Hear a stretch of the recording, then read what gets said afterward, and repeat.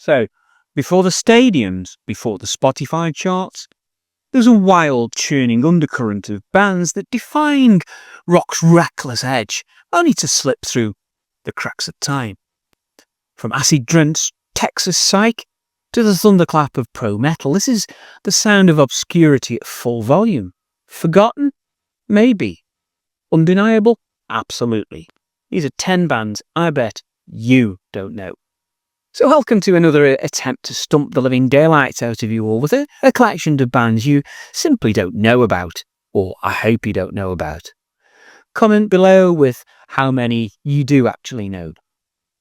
First up, band number 1 are Fever Tree, and these are a psychedelic rock band from Houston in Texas. Oh, San Francisco girls with... Now, emerging from the scorched musical earth of late 60s Texas, Fever Tree were masters of orchestral psychedelia. They blended Baroque textures with fuzz-drenched guitars, if you can picture that. Their 1968 debut, which was a lush sonic canvas painted with harpsichord reverb and existential longing. Rolling Stone called them a kaleidoscope trip through bark, blues and barbiturates. And despite a shifting lineup and dwindling commercial success, their ambition never waned. Think the Doors with a touch more acid and a lot more strings. But by the early 70s, the dream really had faded, but the echo lingered. Smoky, surreal, and strange as ever.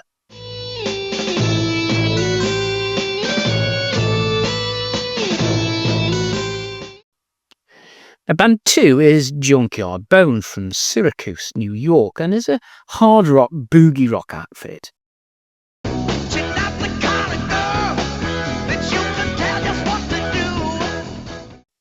They were also known as Junkin' Bone, and this New York outfit was a gritty, snarling powerhouse of blues-based hard rock.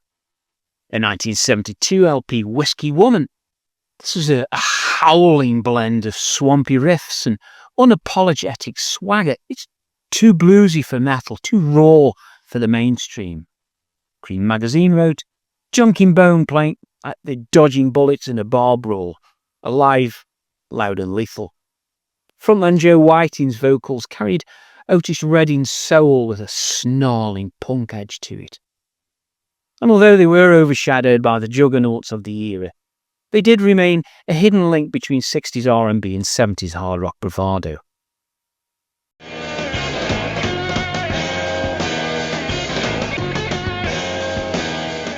Now, band 3 are the progressive rock outfit Cressida from the UK. Beating his head on the wall, beating his head on the wall. Now, these guys have been signed to the legendary Vertigo label. They epitomised the early British progressives' elegant melancholy. Their 1970s self-titled debut was lush and pastoral, with soaring mellotron and warm jazz-influenced harmonies. They followed it up with the second album, Asylum, and this added a harder, more theatrical touch. Melody Maker praised the restraint and romance like King Crimson after a dreamless night. But their music walked this fine line between symphonic majesty and baroque intimacy, but poor promotion really doomed their run. But still, for progressive fans, they remain a cherished relic of the genre that was just beginning to find its wings.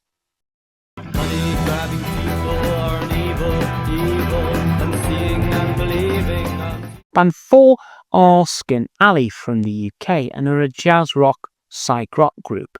I'm gonna see my woman, so look out, here I come. Now, these were part of the early UK jazz rock vanguard, melding psychedelia with saxophone-laced improvisation. They had a debut out in 1969. This was full of heavy organ, wah guitar and jazz structures that predated the fusion explosion by quite some time. The New Musical Express called their sound a mad tea party of cream and Coltrane.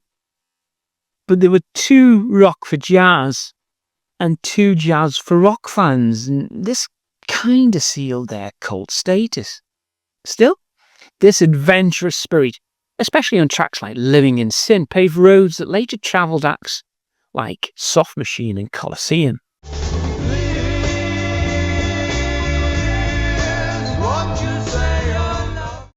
Now, Band 5 of the UK acid folk, psych folk unit, Comus. There's no band really quite like them. Like the sunlight summer day, Comus wakes, he starts to play.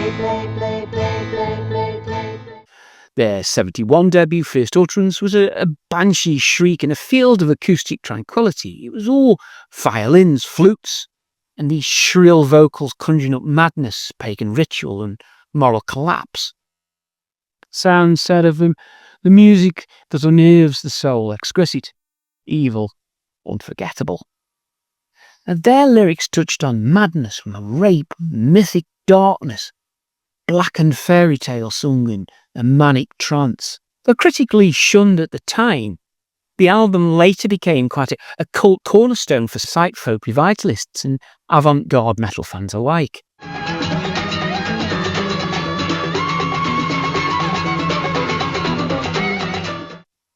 Band 6 are Wally from the UK, and these are a symphonic rock outfit, and they were discovered by Rick Wakeman and championed by Bob Harris of all people.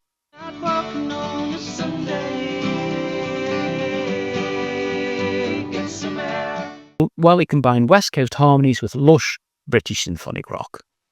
Now, their self-titled 74 album drifted between this country folk, serenity and Floydian dreamscapes. Sounds described Wally as a misty-eyed yes with steel guitar in tow. Though often miscast as perhaps soft rock, their best tracks pulse with cinematic ambition. The violinist Peter Sage gave the band a unique tonal edge. There's a brief moment in the spotlight, but one that really still glows for those who really want to get out there and seek it.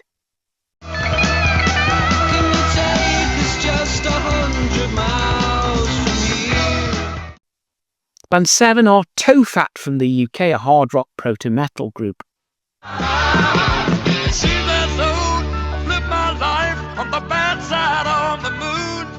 Featuring members who would go on to join Uriah Heep and Jethro Tull, Tofat were a brief but blistering force in the proto-metal era. Their debut album in 1970 was a swampy, soulful and snarling, part Cream, part Sabbath. Record Mirror called them a heavy-handed beast with a gospel preacher's fury. But despite their ghastly album art and modest exposure, they were really ahead of the curve in terms of heaviness and vocal force. Songs like Working Nights delivered thunderous riffs and laced with bluesy grit and proto-doom atmosphere. Got a job, working nights, trying to earn some extra bread. Get ready. Band 8 were Sir Lord Baltimore from Brooklyn, New York, a proto-metal stoner rock group.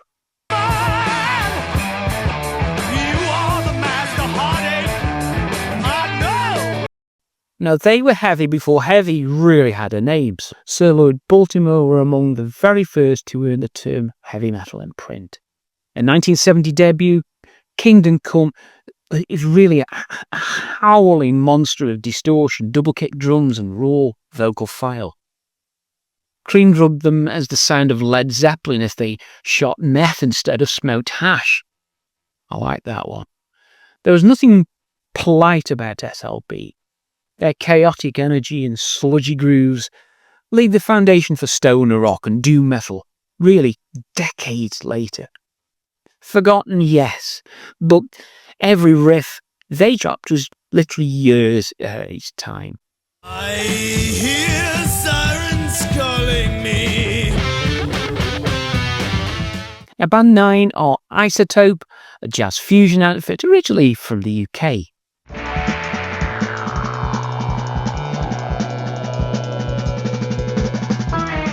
They were formed by guitarist Gary Boyle in the wake of the Mahavishnu Orchestra's explosion. Now, Isotope pushed UK's jazz fusion into much sharper, funkier terrain. Their 1974 album, Illusion, was a dazzling mix of guitar virtuosity, electric keys and tight rhythm interplay. Charles Journal described them as one of Britain's few credible answers to Weather Report. Isotope were really a musician's band. They were complex, they were textured, but grounded in groove. Their technical mastery was matched by a kinetic energy that really set them apart from their more esoteric peers.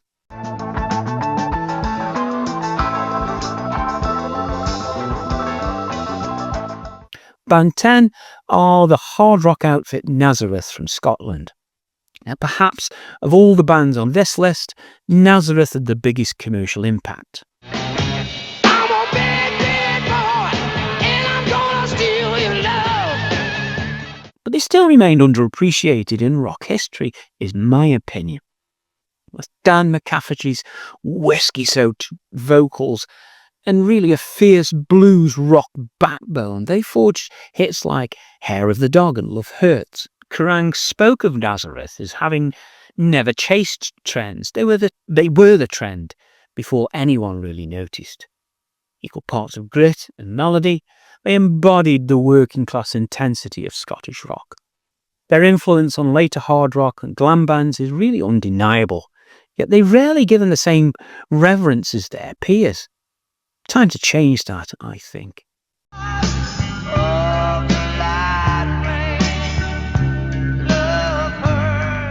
Some bands blaze through history like comets, brief, brilliant, and really gone before you know it. But trust me, there are many more where these came from. Now, check the information I've left in the description section to this video. There's more in there than is stuffed into the front of Robert Plant's jeans. Then there is the playlist that contains all of these Bet You Don't Know videos in one handy playlist to keep you happy during these long hot summer days we are enjoying at the moment. I'll point you in particular to the first of the series that proved really very popular on this channel. Watch that one next, and I'll see you over there.